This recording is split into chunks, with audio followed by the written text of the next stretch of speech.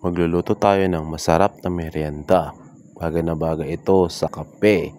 Ito nga pala ang crispy kamote strips. Ayan. Dahil madami tayong nakuha sa ating tanim na kamote, eto, magluluto tayo. Hiniwa lang natin ng pahaba na ganyan na parang french fries. At prinito natin sa kumukulong mantika. Ayan. Palambutin lang natin ng konti at naglagay tayo ng brown sugar. Ayan. Dinamihan lang natin ng konting brown sugar kasi madami ito. Ayan. Hintayin lang natin mag-caramelize yung ating nilagay na brown sugar at kapag ganito na, nagka-caramelize na siya, pahinaan na natin yung apoy at continuous lang ating halo para hindi masunog yung ating asukal. Ayan.